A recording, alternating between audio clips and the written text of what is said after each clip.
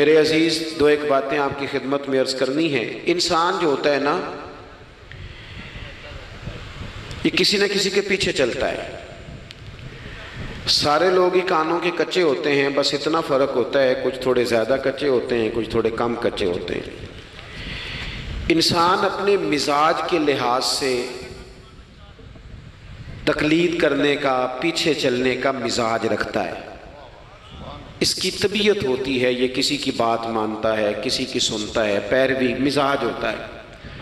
کچھ لوگ یہ بات مانتے ہیں کہ میں فلانے کو فالو کرتا ہوں، کچھ مانتے نہیں، لیکن سبھی کسی نہ کسی کے پیچھے۔ حضرت شیخ الاسلام خواجہ قمر الدین سیالوی رحمۃ اللہ علیہ کی خدمت میں ایک شخص نے آ کے کہا کہ آپ امام اعظم کی تقلید نہ کیا کریں، امام صاحب کی بات نہ مانا کریں۔ تو خواجہ صاحب شیخ تو تھے ہی، طریقت اور تصوف میں تو اللہ تعالیٰ نے انہیں دسترس عطا فرمائی تھی، وہ منطقی اور فلسفی بھی بڑے تھے۔ اس شخص نے کہا کہ آپ امام صاحب کی بات نہ مانا کریں۔ تو خواجہ صاحب بڑے دھیمے اور بڑے میٹھے انداز میں ہنس کے فرمانے لگے، تیری یہ بات مان لوں؟ اس نے کہا امام اعظم کی بات نہ مانے، تو فرمانے لگے تیری یہ بات مان لوں؟ تو بندہ غور سے دیکھنے لگ گیا، آپ فرمانے لگے خدا کے بندے، اگر تیرے جیسے بیوقوف کی بات مانی جا سکتی ہے تو امام اعظم تو صحابہ کے شاگرد ہیں۔ ہمارا مزاج ہے، کسی کے پیچھے چلتے ہیں۔ ہمیں ہمارے رب نے ہمارے اوپر رحمت کر دی، آسانی کر دی، کہا تمہیں رستہ آسان بتا دیتے ہیں۔ لَقَدْ كَانَ لَكُمْ فِي رَسُولِ اللَّهِ أُسْوَةٌ حَسَنَةٌ، تمہارے لیے نبی پاک کی زندگی میں بہترین نمونہ ہے، بہترین۔ آپ پڑھیں لوگوں کو، آپ کسی شخص کو پڑھیں گے، پھر اس پر جو تنقید ہو رہی ہوگی وہ تنقید برائے تنقید ہو یا تنقید برائے تعمیر ہو، آپ جب اس تنقید کو پڑھیں گے تو کہیں نہ کہیں آپ کو لگے گا کہ اس بندے میں قباحت بھی ہے، اللہ والوں کو چھوڑ کے۔ لیکن رسول پاک صلی اللہ علیہ وسلم کی ذات ایسی ہے کہ آپ حضور کو جس جہد سے بھی پڑھیں گے، جس انداز میں بھی پڑھیں گے، آپ کا کلیجہ ٹھنڈا ہوگا، دل کو اطمینان ہوگا، ذہن مطمئن ہوگا، اور اللہ تعالیٰ سینے کو فراخی عطا فرمائے گا۔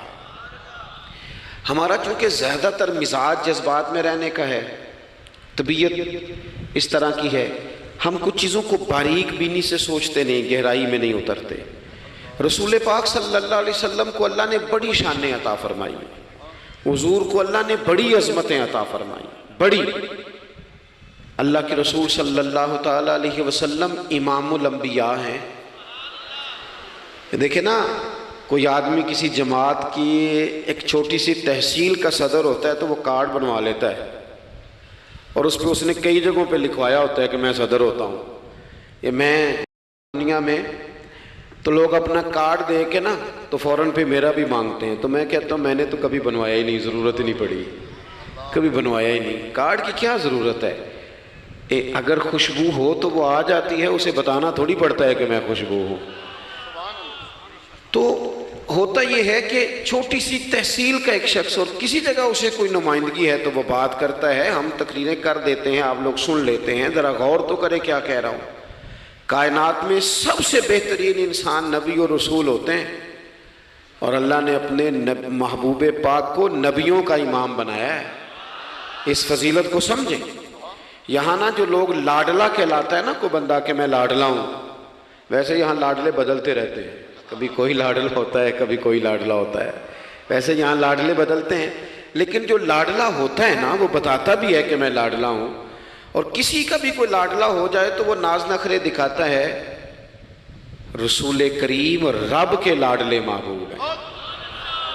لیکن جو بات میں نے آپ کی خدمت میں عرض کرنی ہے آپ اس پر توجہ کریں گے۔ حضور امام الانبیاء ہیں، اللہ کے محبوب ہیں، نبی پاک علیہ السلام کا پتھروں نے کلمہ پڑھا ہے، چاند حضور کے اشارے پر ڈوبتے ہوئے واپس لوٹ آیا ہے، سورج ڈوبتے ہوئے آ گیا ہے، چاند کے 2 ٹکڑے ہوئے ہیں، یہ ساری حضور کی شانیں۔ اللہ نے اپنے محبوب کو معراج عطا فرمائی ہے۔ لیکن ملت کے جوانوں، آپ کو پتہ ہے ہمارے نبی پاک کا سب سے پہلا تعارف کیا ہے؟ حضور کا سب سے پہلا تعارف یہ ہے کہ یہ صادق اور امین ہے۔ یہ سچ بولتے ہیں۔ حضور کے اسوہ نور کی پہلی بات جو لوگوں کے سامنے آئی تھی وہ یہ تھی کہ یہ صادق ہیں، یہ سچے ہیں، یہ جھوٹ نہیں کہتے۔ آپ کو پتہ ہے رسول پاک صلی اللہ علیہ وسلم سے پوچھا گیا تھا حضور مومن کنجوس ہوتا ہے؟ فرمایا کبھی ہو جاتا ہے۔ یا رسول اللہ مومن بزدل بھی ہوتا ہے؟ فرمایا کبھی ہو جاتا ہے۔ یا رسول اللہ مومن جھوٹ بولتا ہے؟ تو میرے کریم نے فرمایا نہیں، میرا مومن جھوٹ نہیں بولا کرتا۔ حضور کا جو پہلا تعارف ہے نا، یہ جو حضور کی 40 سالہ زندگی ہے نا، اسے نبی پاک علیہ السلام نے اپنی نبوت کی دلیل کے طور پر بیان فرمایا ہے۔ فرمایا فَقَدْ لَبِثْتُ فِيكُمْ عُمَرًا مِّن قَبْلِهِ أَفَلَا تَعْقِلُونَ۔ محبوب آپ ان سے کہہ دے میں نے تمہارے بیچ وقت گزارا ہے، تمہیں عقل نہیں؟ کوئی میری طرح کا سچا دیکھا ہے تو دکھاؤ۔ آج میری ملت کا سب سے بڑا مسئلہ جھوٹ ہے، سب سے بڑا مسئلہ اعتماد نہیں۔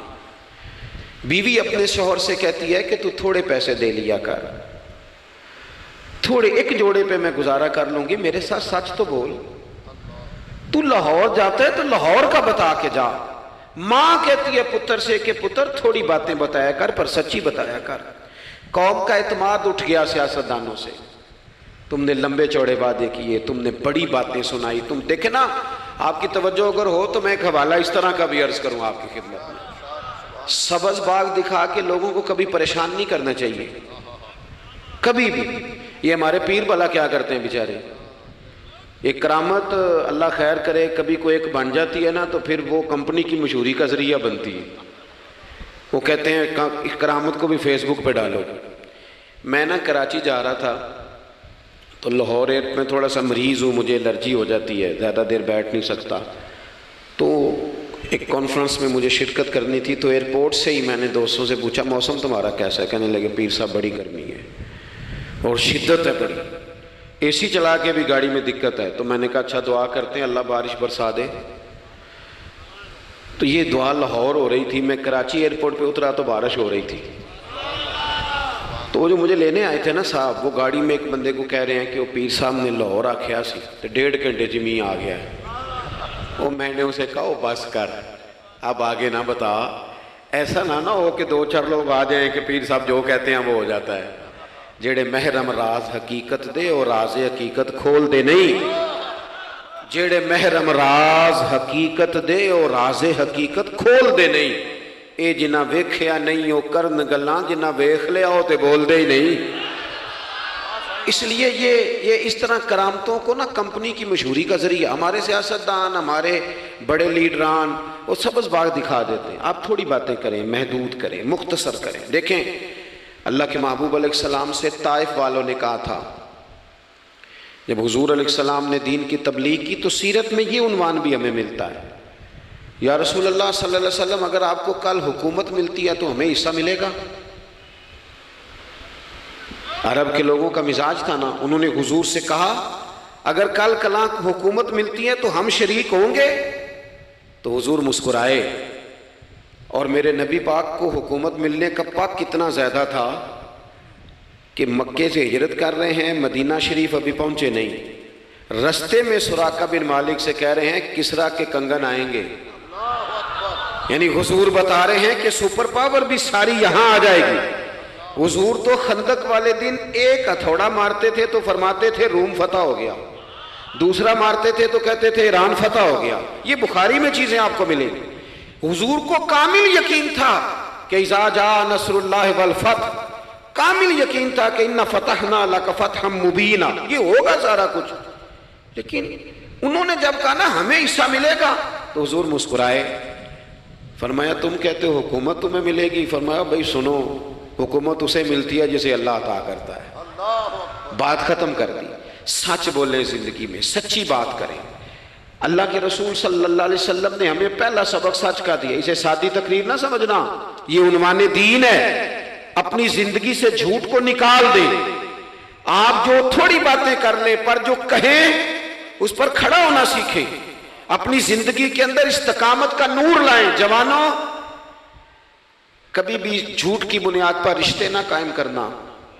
آتے ہیں رشتہ دیکھنے والے تو کوئی باتیں سناتے ہیں، ہمارے گھر والے ہو بیٹا تو ولی ہوتا ہے، کیا بات ہے؟ اور پھر بعد میں یہ حالت ہوتی ہے کہ اماں کہتی ہے میں آپ بڑا سمجھانی ہے انہوں میری بھی نہیں سنتا، تو وہ رشتہ دیکھتے وقت تو آپ نے کہا تھا کہ بہت بڑا درویش ہے آپ.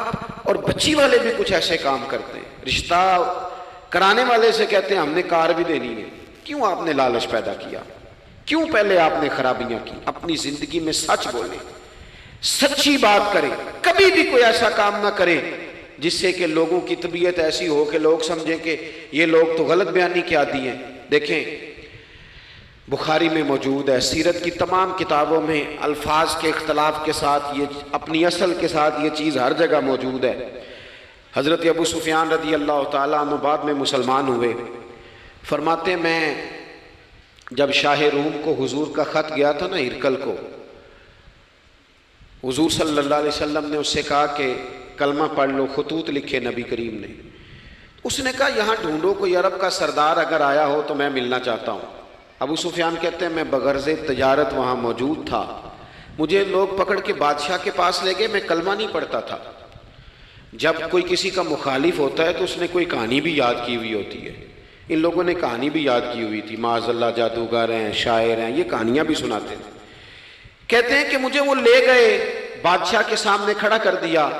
اب بادشاہ نے سوالات پوچھے، میں کوئی حق میں نہیں تھا کہ میں حق میں باتیں کرتا، میں تو اس وقت تک کلمہ نہیں پڑھتا تھا اور جو کفار کہتے تھے وہ ساری باتیں میں نے کرنی تھی. کہتے ہیں بادشاہ نے اپنے دربار میں کھڑا کر کے سوال کیے، بڑے سوال پوچھے، بڑے میں نے جواب دیے، بڑے سوال پوچھے. یہ بھی پوچھا کہ ماننے والے ان کے غریب ہیں کہ امیر ہیں؟ میں نے کہا نہیں، ماڑے ماڑے بندے ہیں. میلاد کے جلوسوں میں بھی ماڑے ماڑے بندے ہی جاتے ہیں، ماڑے ماڑے ہیں، غریب لوگ ہیں. اس نے یہ بھی پوچھا کہ ماننے والے بڑھ رہے ہیں یا گھٹ رہے ہیں؟ میں نے سارے جواب دیے. او ملت کے جوانوں، خدا را میری بات سننا. ابو سفیان کہتے ہیں غیروں کا دربار، سوال کرنے والا بھی کلمہ نہیں پڑھتا، ابھی جواب دینے والا بھی کلمہ نہیں پڑھتا. اس نے مجھ سے کہا کہ آپ نے بتایا کہ آپ رشتے میں چچا ہوتے ہیں، یہ بتاؤ وہ جنہوں نے اعلان نبوت کیا ہے کیا کبھی انہوں نے جھوٹ بھی بولا ہے؟ آج لوگوں نے نام نہیں بدل دیا جھوٹ کا، کچھ نے بہانہ نام رکھ دیا جھوٹ کا، جی میں نے بہانہ کر دیا تھا. کچھ کہتے ہیں جی وہ تو میں نے تو بس ایسے ہی بات، وہ تو میں نے مذاق کیا تھا. جھوٹ کے نام نہیں بدل دیے لوگوں نے. ابو سفیان کہتے ہیں مجھ سے بادشاہ کھڑا کر کے پوچھنے لگا کیا کبھی انہوں نے جھوٹ بھی بولا ہے؟ ابو سفیان کہتے ہیں کہ لمحے کے لیے میرے دل میں آیا کہہ دوں کہ بولا ہے. پھر میں نے کہا ایک تو یہ عرب کی وفاداری کے خلاف ہے، اور دوسرا میں کہوں گا وہ جادوگر ہیں تو شاید کو ایک سیکنڈ کے لیے توجہ کرے، میں کہوں گا وہ شاعر ہیں شاید کو توجہ کرے، اور مدینے والے نے جھوٹ بولا یہ تو مانے گا ہی کوئی نہیں. سنو سنو، جن چیزوں کو معمولی سمجھ کے ہم نے رائج کیا وہ ہمارا وقار لے گئی. دنیا ہم پر اعتماد نہیں کرتی. ہم اس ملک میں بستے ہیں جہاں زلزلہ بھی آئے تو غیر ملکی امداد کرنا چاہیں تو وہ کہتے ہیں حکومتوں کے ہاتھ میں نہیں دیں گے، خود جائیں گے. ہمارا یہ حال ہو گیا ہے کہ قوم پر اعتماد اٹھ گیا دنیا کا. ہمیں پلٹنا ہے، ہم نے دیکھنا ہے ہمارا رویہ کیا ہے، ہمارا انداز کیا. تھوڑی کر لیں باتیں، کوئی ضروری ہے صبح شام بولنا؟ تھوڑے کر لیں باتیں، تھوڑے دعوے کر لیں، کوئی ضروری ہے؟ سنو میرے عزیز، ابو سفیان کہتے ہیں کہ اس نے کہا کبھی جھوٹ بھی بولا ہے؟ میں سوچ میں پڑ گیا. بادشاہ نے پھر دوہرا کے کہا سردار چپ کر گئے ہو، میرے آخری سوال کا جواب دو، کیا کبھی اس کریم نے جھوٹ بولا ہے؟ ابو سفیان کہتے ہیں میرے ہاتھ میں چھڑی تھی، میں نے وہ زمین پر رکھی اور میں کھڑا ہو گیا. میں نے کہا سردار سن، وہ میرے رشتے میں بھتیجے ہیں، میری بڑی مخالفت ہے، میں نے ان کے خلاف جنگیں لڑی ہیں، کبھی وہ غالب آئے کبھی میں غالب آیا، آج تک میں لڑ رہا ہوں. لیکن میں ایک بات تمہیں ذمہ داری سے کہتا ہوں، میں غیر نہیں ہوں، وہ میرے بھتیجے ہیں. میں نے ان کو ماں کی گود میں بھی دیکھا ہے، دادا کے کندھوں پہ بھی دیکھا ہے، چچا کے گھر میں بھی دیکھا ہے، ختیجہ کا دولہا بنے بھی دیکھا ہے، زینب سے لے کر فاطمہ تک بیٹیوں کو گود میں کھیلتے بھی دیکھا ہے، میں نے انہیں بدر اور احد میں آتے بھی دیکھا ہے. میرے سامنے پیدا ہوئے اور میرے سامنے ان کے بالوں میں سفیدی آئی. مخالفت اپنی جگہ پر میں تمہیں یہ بات ذمہ داری سے بتاتا ہوں، اس محبوب کی زبان سے جو بھی نکلتا ہے حق اور سچ ہی نکلا کرتا ہے۔ وہ اسیر دشمن کی چاہ میں بھی، مخالفوں کی نگاہ میں بھی، وہ امی ہے، صادق ہے، معتبر ہے، میرا پیغمبر عظیم تر ہے، میرا پیغمبر عظیم تر ہے، میرا پیغمبر عظیم تر ہے۔ ابو سفیان کہتے ہیں میں یہ لفظ کہے تو کتنے ہی لوگ دربار میں رو پڑے، ایک سناٹا چھا گیا، کوئی صحابی نہیں وہاں، کوئی نعرہ لگانے والا نہیں، کوئی اپنا نہیں، لوگ رو پڑے۔ کہتے ہیں بادشاہ نے چادر اٹھائی کندھے پہ رکھی، کچھ دیر سوچتا رہا، پھر وہ چل دیا۔ میں نے پیچھے سے آواز دی، میں نے کہا تو نے اتنے سوال پوچھے، میں نے اتنے جواب دیے، کوئی رزلٹ بھی تو بتانا کیا نکلا، نتیجہ کیا ہے؟ تو بادشاہ نے پلٹ کے میری طرف دیکھا، کہنے لگا سردار نتیجہ تو نکل آیا نا یار، جس بندے بندوں سے جھوٹ نہیں بولا وہ یہ جھوٹ کیوں بولے گا کہ میں اللہ کا رسول بن کے آیا؟ اس نے او میرے بھائی اپنی زندگی میں سچ لاؤ، خدا را ہمارے گھروں سے لے کر حکومت کے ایوانوں تک ضرورت سچ کی ہے، ضرورت سچ کی ہے۔ دوسری بات، اپنی زندگی میں دیانتدار ہو جائیں، چھوڑ دے سامنے والا کیا کر رہا ہے، میں اپنے اس ممبر سے دیانتدار ہوں کہ نہیں، یہ میں نے اللہ کو جواب دینا ہے۔ میں نے جتنی عزت سمیٹی ہے دین کے نام پہ سمیٹی ہے، میں نے اللہ کو جواب دینا ہے۔ ہم سارا دھیان دوسروں کا رکھنے لگ گئے۔ حضرت خواجہ نصیر الدین چراغ دہلوی رحمۃ اللہ علیہ سے بادشاہ نے آ کے وظیفہ پوچھا تھا، حضرت کو وظیفہ بتائے تو خواجہ صاحب فرمانے لگے اپنا کام دیانتداری سے کر، یہی سب سے بڑا وظیفہ ہے۔ اپنی زندگی میں دیانتداری، امانت داری، آپ اس طرح کے ہو جائیں کہ آپ جس طرح آپ سمجھے نا کہ یہ حرام جانور ہے تو میرے منہ میں جائے گا تو مجھے الٹی آئے گی۔ آپ کبھی دیکھیں نا کہ حرام گوشت کوئی آپ کو بتا دے، آپ دو لقمے آپ نے کھا بھی لیے، لطف آیا، تو کسی نے کان میں کہا یہ تو ذبح نہیں ہوا تھا، بیمار تھا، تو الٹی آ جاتی ہے کہ نہیں؟ بولو کہ آ جاتی ہے؟ انسان کا ذہن قبول کرتا ہے حرام کھانے کو؟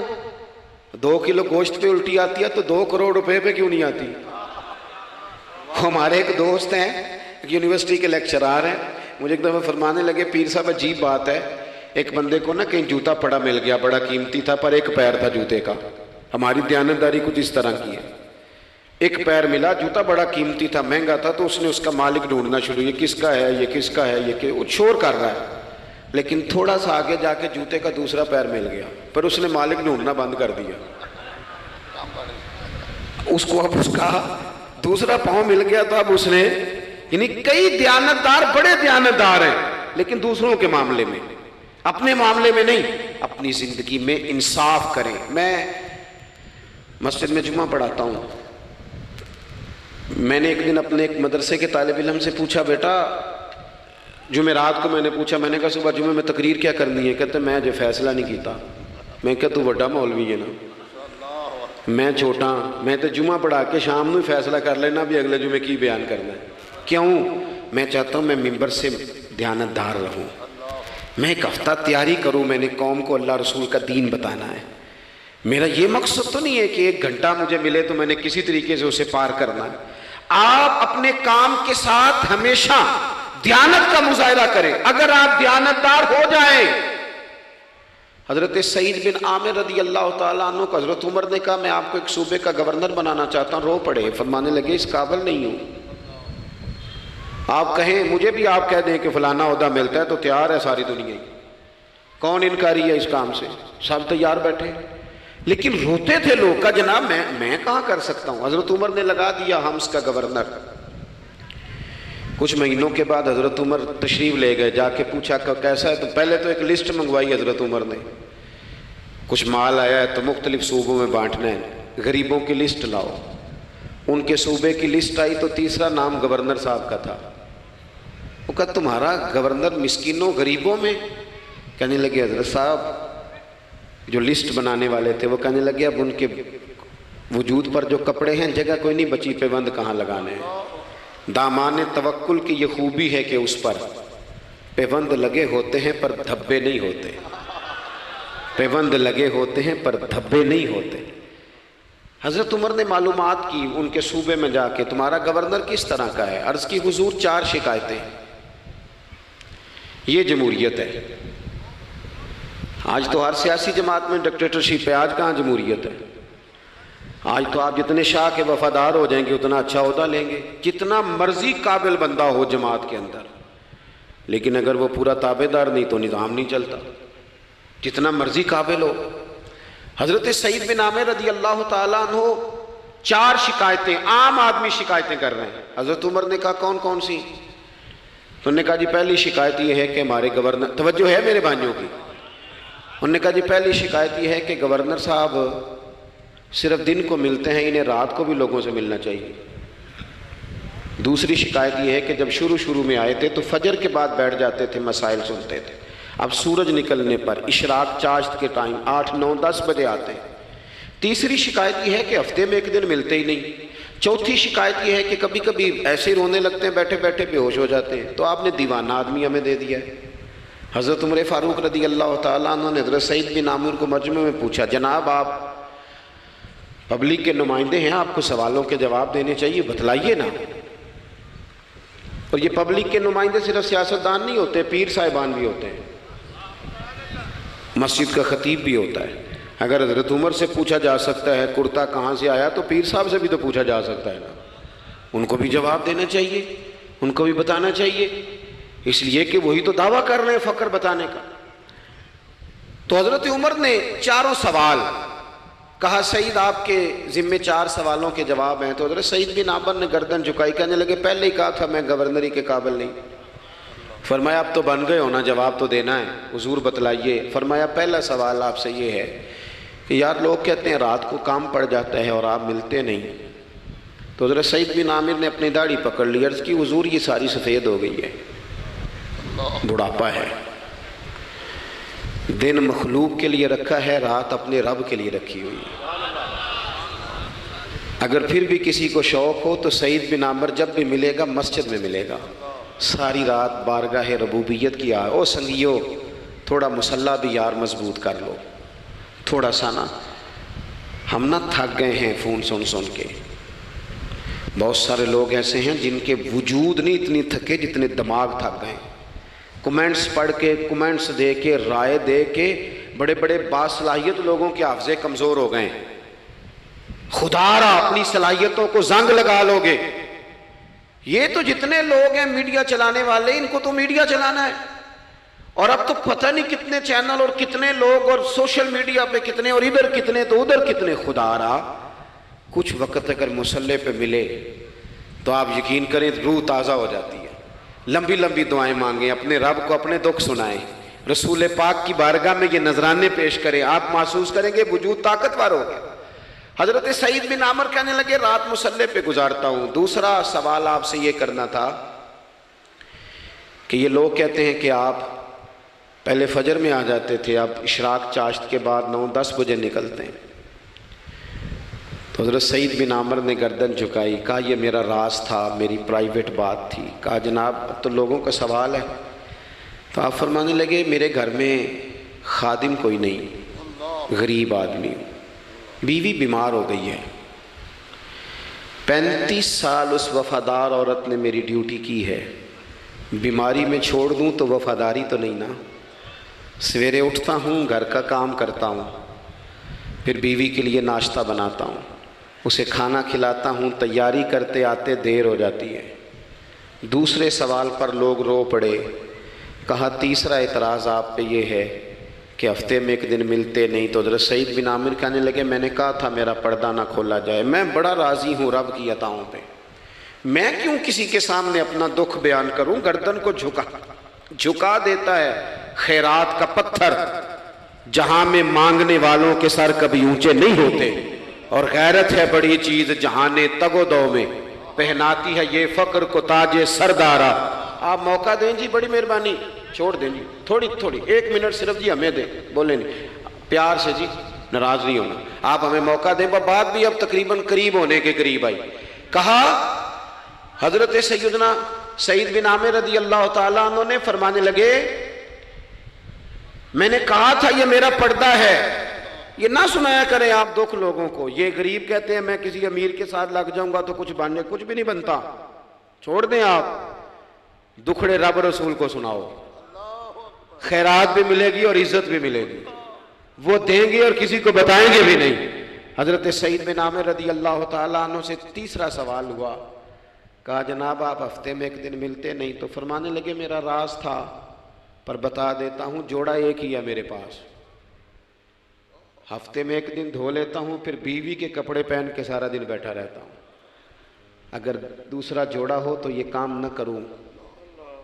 حضرت عمر رو پڑے، کہا جلدی سے چوتھے سوال کا جواب بھی دے، کبھی کبھی روتے ہو تو بے ہوش ہو جاتے ہو۔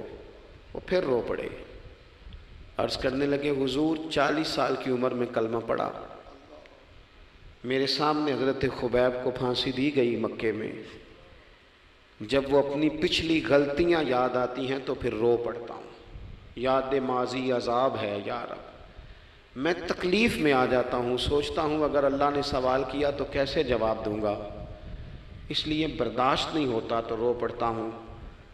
چاروں سوالوں کے جواب دیے تو حضرت سعید بن عامر کہنے لگے اب آپ نے مجھ سے سوالوں کے جواب تو لے لیے، اب میری سزا کا بھی تو اعلان کریں نا، بتائیں نا۔ تو حضرت عمر نے ہاتھ اٹھائے اور کیا لفظ کہے، کہے اللہ میرے نبی کی امت کو اس طرح کے کچھ اور لوگ بھی عطا فرما، کچھ اپنی زندگی میں دیانتدار ہو جائیں۔ تیسری بات آپ کی خدمت میں عرض کرنی ہے، رسول پاک صلی اللہ تعالیٰ علیہ وسلم نے نا ہمیں خالص کیا ہے، حضور کا سارا دین اخلاص کا درس دیتا ہے۔ یہ جو ریاکاری ہوتی ہے نا، نوجوانوں میری بات پہ غور کرنا، یہ جو ریاکاری ہوتی ہے نا، یہ بنیادی طور پر اداکاری ہوتی ہے۔ اداکاری بندہ زیادہ کر نہیں سکتا، تھک جاتا ہے۔ مخلص زندگی وہ ہوتی ہے جو آپ نارمل جیتے ہیں۔ مخلص آپ ہوتے ہیں جب آپ اپنی والدہ کے پاس نہیں بیٹھے ہوتے، آپ نے جب 5 اسٹار ہوٹل میں روٹی کھانی ہے نا تو پھر آپ کو پلیٹ کے ساتھ ٹیشو پیپر بھی ساتھ رکھنا پڑتا ہے، پھر رج کے روٹی کھائی بھی نہیں جاتی۔ رج کے کب کھائی جاتی تھی؟ میں ایک جگہ مجھے بڑے اچھے ہوٹل میں رکھا گیا اور مجھے بڑا انہوں نے محبت کی، تو جب میں لوٹ رہا تھا نا واپس پاکستان تو مجھے کہہ رہے تھے آپ کو مزہ تو آیا ہوگا، میں نے کہا نہیں جی، سچ پوچھیں تو پھر یہ ہے کہ مزہ جب ہی آتا تھا جب اماں سویرے روٹیاں پکاتی تھی، وہ کہندی سی پتر ہے پیڑا نہ اتنے کول ہی لے آیا، تو اس کے پاس بیٹھتے تھے، تو پھر اماں جب سالن دیتی تھی تو کہتی تھی ہور نہیں ہو ملنا، دوجیاں نوں بھی دینا ہے۔ اور پھر لطف اس وقت آتا تھا جب بار بار کہتے تھے اماں جی چلو تھوڑا جاتے تھے ہونا ہونا تھوڑا جا، تو پھر اماں کئی دفعہ کہتی تھی کہ میں نے وہ اس سے نکال کے فریج میں رکھ دیا، بڑے بھائی نے کام سے آ کے روٹی کھانی ہے، اب یہ برتن ہے اسی کو صاف کر لے۔ او بھائی میں نے اپنے ابا جی کو دیکھا خودداری کا، میں نے ایک دن ان سے پوچھا، میں کہ ابا جی تو انہوں پسند کیے، ہم پڑھتے تھے نا انٹرویو اخباروں میں تو 2-4 سوال ہر بندہ پوچھتا تھا، اب تو انٹرویو زیادہ لوگ لیتے ہیں تو اب تو کبھی اتنا موقع ہی نہیں ہوتا، کس کا سنیں کیا کریں، یہ تو چھوڑ دیا کام۔ اخبار میں کبھی انٹرویو آتا تھا تو مسجع مکفہ ہوتا تھا، لکھنے والے بھی اچھے ادیب ہوتے تھے، جملے چبھتے نہیں تھے طبیعت میں، تو 2-4 سوال بڑے ضروری ہوتے تھے، پھول کون سا پسند ہے، کھانے میں کیا پسند ہے، رنگ کون سا پسند ہے، یہ 2-4 سوال ہر ایک سے ہوتے تھے۔ میں نے اپنے والد صاحب سے ایک دن پوچھا، میں کہ ابا جی تو انہوں پسند کیے، تے فرمان لگے پتر جے تے لگی ہوئے بھوک تے پھر ہر تے جے نہ لگی ہوئے تے پھر نخرے ہی نخرے نے، تو اس لیے بھوک لگی ہو، وہ ہمیں پتہ کیا بتاتے تھے۔ میں آج بھی نا بہت ساری چیزیں گاڑی میں رکھ لیتا ہوں، آج بھی جو کھانا اپنی مرضی سے کھاتا ہوں وہ پیٹ بھر کے کھایا جاتا ہے، جو تصویروں کی شدت سے باہر ہوتا ہے وہ کھایا جاتا ہے، اس کو آپ قبول کر لیتا ہے آپ کا وجود۔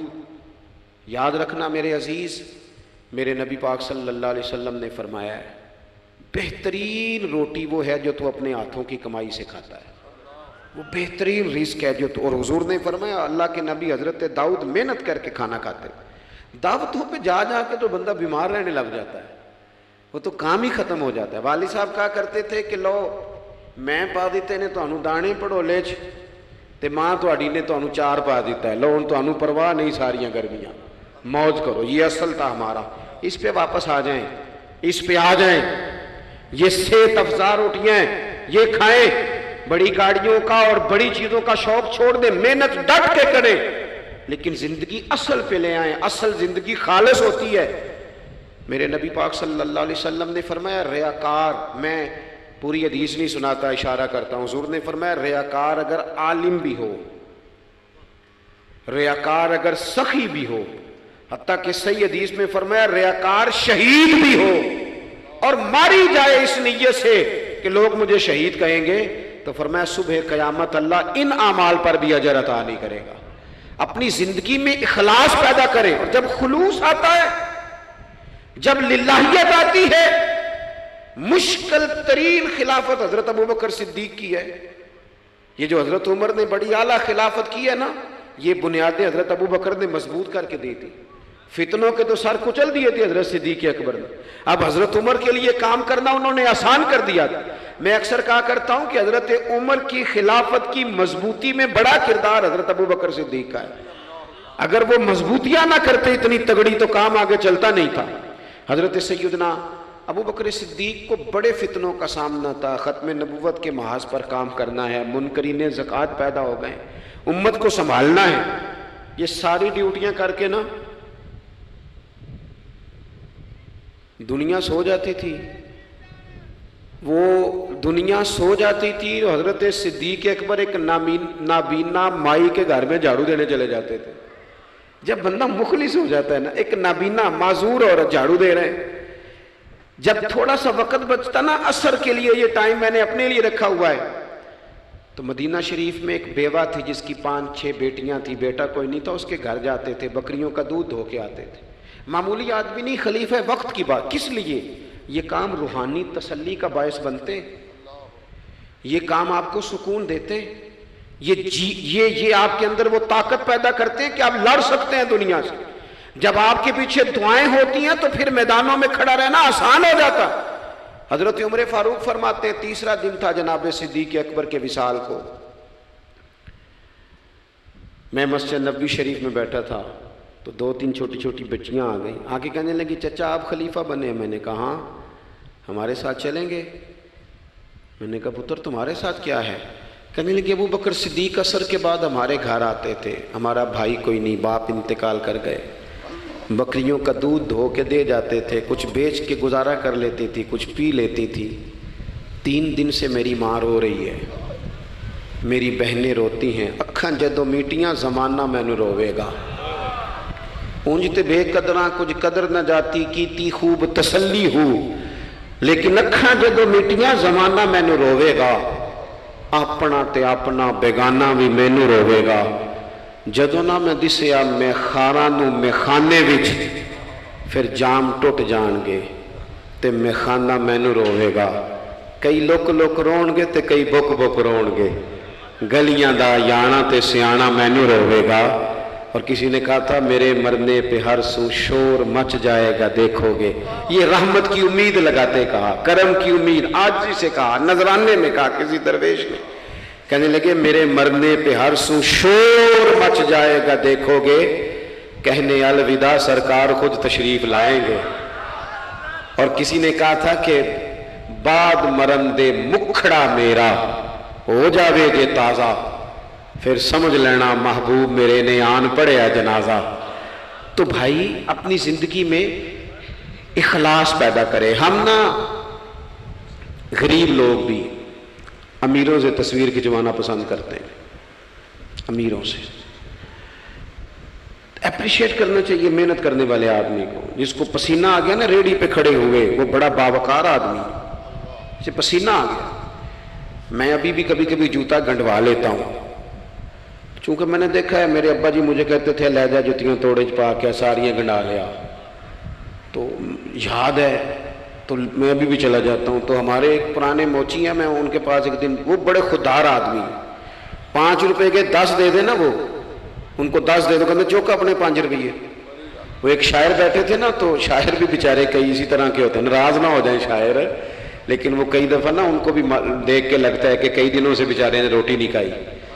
تو وہ موٹی چادر لیے گرمیوں میں کسی چوک میں بیٹھا تھا نا شاعر، تو کوئی بندہ جاتے ہوئے 5 روپے دے گیا، اس نے کہا یہ کیا ہے؟ کہنے لگا کھانا شانا کھا لینا، پر شاعر نے کمال بات کی، اس نے کہا یہ آرزوئے کرم اور میں آپ سے کروں، یہ آرزوئے کرم اور میں آپ سے کروں، یہ بھیک اس کو دیجئے جس کا خدا نہ ہو۔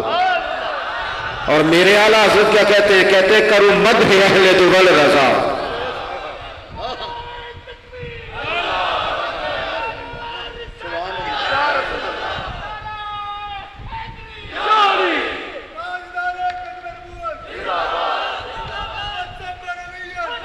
माशाअल्लाह।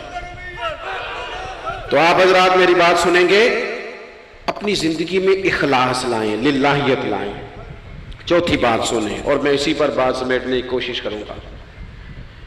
अल्लाह के रसूल सल्लल्लाहु अलैहि वसल्लम की सीरत मुबारका में जो चीज़ आपको बड़ी नज़र आएगी ना, वो एहसास है।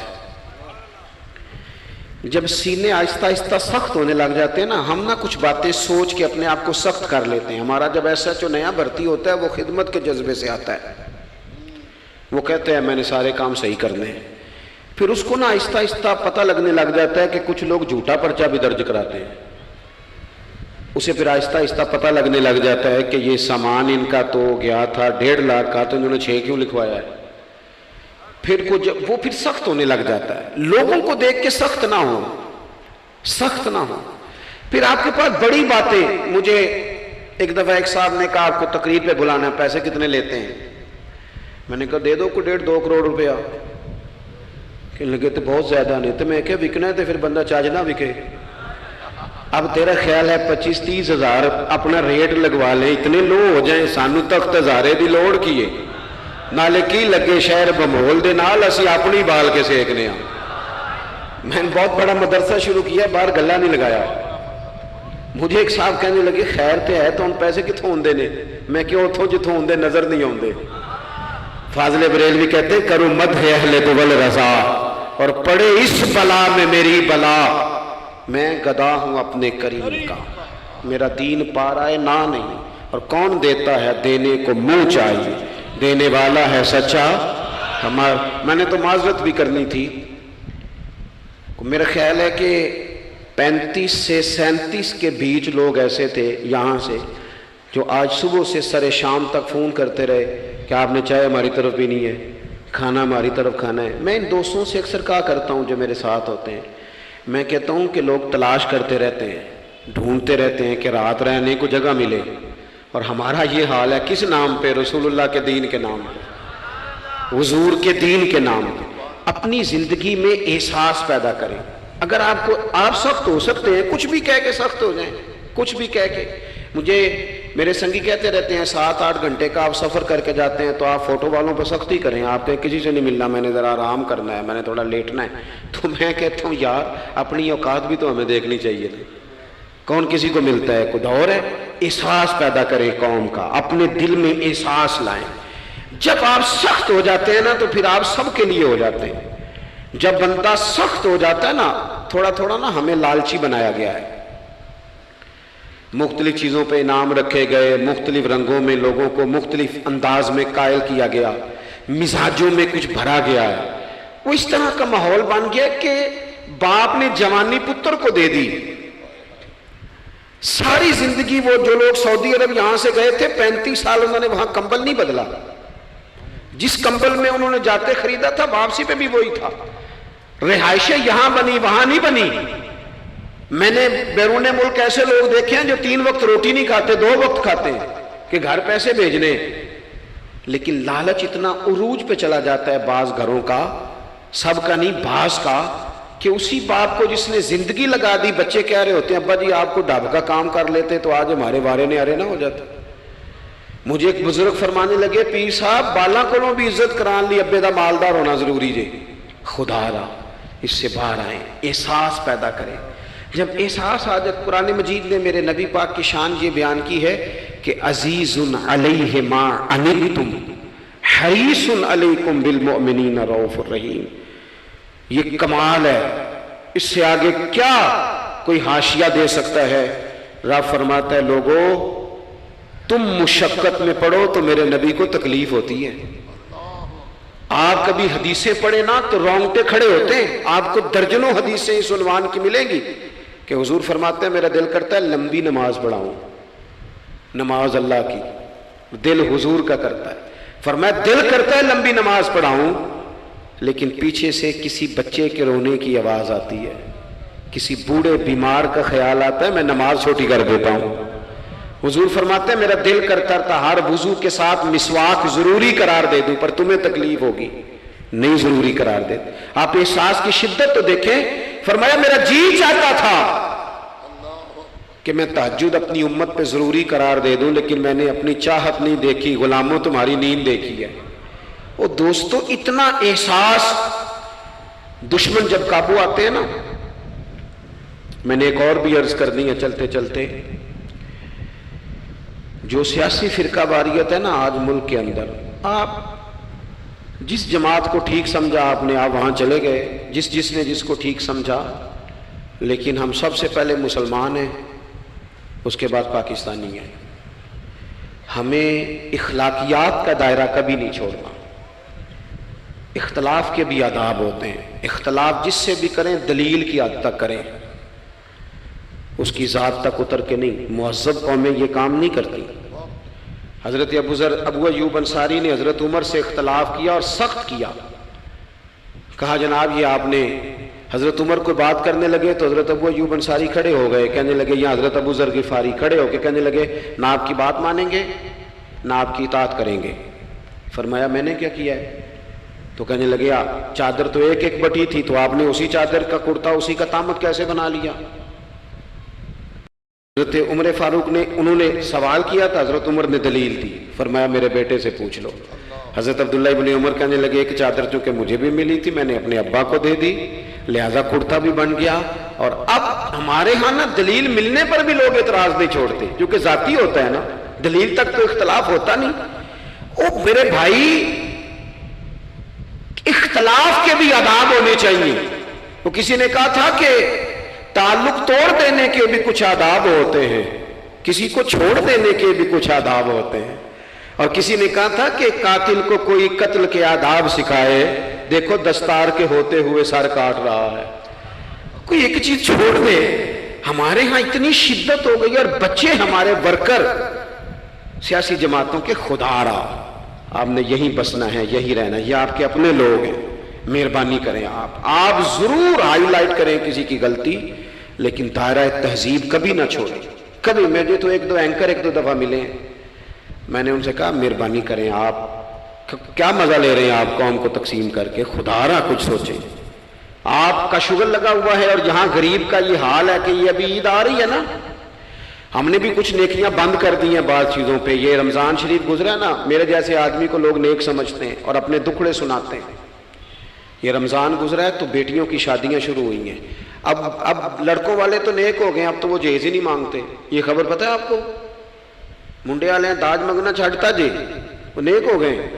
وہ کہندے اسی تہاڈے کو جہیز نہیں لینا، بس 600 بندے دی روٹی پکانی تسی، تے صحیح پکانی جے منڈے دے 11 ایکو واری آنا ہے۔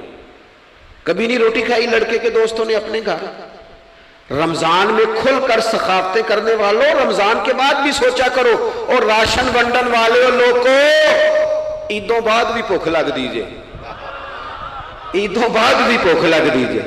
رمضان میں ثواب زیادہ ہے، لیکن سخاوت تو سارا سال ہی ہے۔